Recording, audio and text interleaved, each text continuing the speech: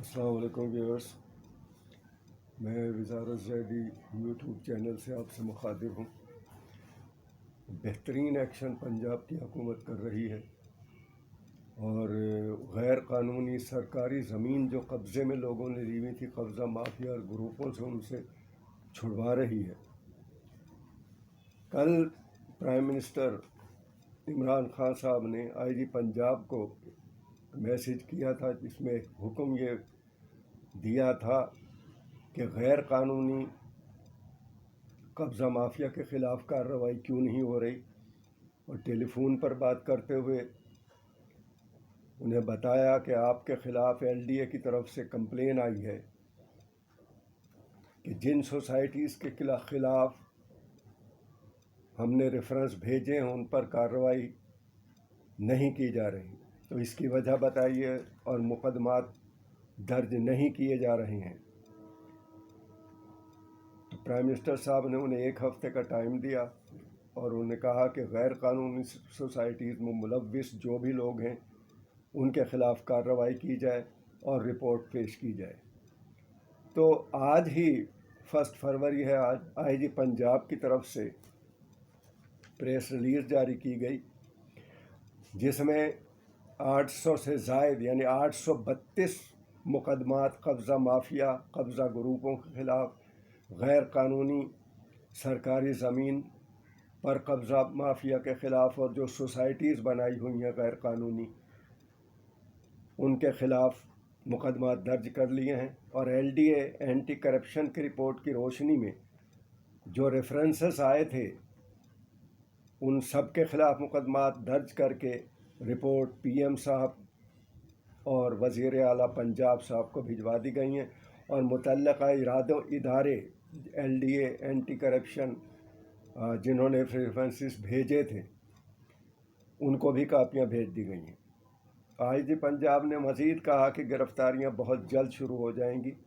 اور اس کے علاوہ CCPO لاہور نے بتایا کہ FIR ہمیں مل گئی ہیں اور 24 سے 48 گھنٹوں کے اندر قبضہ مافیا، قبضہ گروپ کے خلاف کارروائی ہوگی اور انہیں گرفتار کر لیا جائے گا۔ یعنی وہ چیزیں ہیں جو ایک گورنمنٹ کا پتہ دیتی ہیں کہ اس کی ڈائریکشن کیا ہے اور وہ عوام کے مسائل کو کس طریقے سے حل کر رہی ہے۔ اب یہاں یہ دیکھیں کہ کس طرح سے قبضہ، یعنی کہ پورے پنجاب میں، ابھی میں آگے ڈیٹیل دوں گا کہ کن کن لوگوں نے، اور یہی سیاسی اکابرین ہیں جنہوں نے یعنی کہ ہتھیائی ہوئی ہیں زمینیں اور ان پر قبضے کیے ہوئے ہیں، اور ان کے ہی پروردہ لوگ جو ہے وہ قبضہ کرتے پھرتے ہیں، اور یہ ان کی بیک پر ہے۔ یہ بھی اچھی خبر ہے کہ LDA نے ایک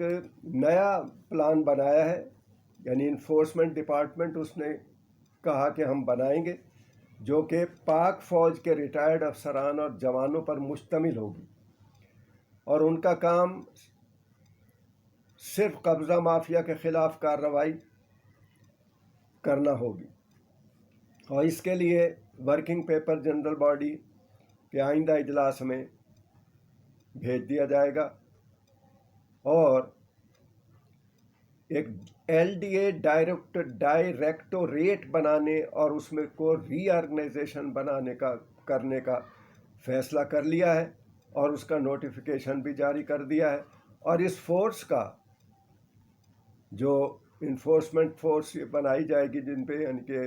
ریٹائرڈ افسران اور جوان ہوں گے، جس ایریا میں، اس زون میں جو غیر قانونی قبضہ جن لوگوں نے کیا ہوا ہے، قبضہ مافیا کے خلاف کارروائیاں کریں گے، غیر قانونی تعمیرات کے خلاف کارروائی ہوگی، قبضہ مافیا کے خلاف کارروائی ہوگی، اور اگر ضرورت پڑنے پر پولیس کی اضافی نفری بھی وہ بلا سکیں گے۔ یہ تمام سمری وزیر اعلیٰ پنجاب کو بھیج دی گئی ہے۔ اب یہ کینٹ ویو ہاؤسنگ سوسائٹی خواجہ آصف صاحب کی ہے، اور یہ سیالکوٹ میں تو اتوار کا دن ہی اینٹی کرپشن اس لیے وہ کرتی ہے کہ یہ بھاگ کر کہیں اسٹے وغیرہ کورٹوں سے نہ لے آئیں اور پھر وہ مجبور ہو جائیں روکنے پر. تو وہ غیر قانونی تعمیرات تھی. تو سیالکوٹ میں کھوکھر پیلیس کے بعد بہت بڑا آپریشن یعنی کہ کیا گیا اتوار کو, اور وہاں پر تقریباً 400 گاڑیاں تھیں, یعنی مسلح پورے تیاری سے ہی لوگ آئے تھے. ادارے 2000 کے قریب پولیس کی نفری تھی. چاروں طرف سے علاقے کو گھیرے میں لے لیا گیا تھا. رکاوٹیں کھڑی کر دی گئی تھیں کہ کوئی بھی اس کے اندر دخل اندازی نہ کر سکے, کیونکہ جو ایک ہے ہمارے یہاں رویہ کہ کارکنان کو بلا لیا جاتا ہے اور پھر اس کے بعد نعرے بازی. تو پورے ضلع سے اور ناروال سے بھی پولیس بلائی گئی تھی. اب جیسے ہی یعنی کہ یہ وہاں پر یعنی پہنچے ہیں اینٹی کرپشن کے ادارے کینٹ ویو ہاؤسنگ سوسائٹی کو, اس حصے کو جس پہ غیر قانونی قبضہ کیا گیا ہے, یعنی کہ ایسے ہے کہ جیسے کینٹ ویو سوسائٹی ہے جو کہ 145 کنال پر مشتمل, جس کی رجسٹریشن ہے اور وہ قانونی ہے, لیکن اس کے ساتھ ہی انہوں نے 281 کنال غیر قانونی طور پر سرکاری زمین کو بھی اس میں شامل کر لیا تھا. اور افسوس کی بات ہے کہ قبرستان کی زمین تک کو بھی نہیں چھوڑا, اس کو بھی اس کے اندر انہوں نے شامل کیا. اب یہ آ کے جو باتیں کہ ہمارے ساتھ زیادتی ہو رہی ہے, تو بھائی یہ تمام چیزیں ہیں, یہ حقائق ہیں, ان کو فیس عدالت میں کریں تو آپ کے پاس کیسے زیادتی ہو رہی ہے. ریفرنس بھی قائم ہے,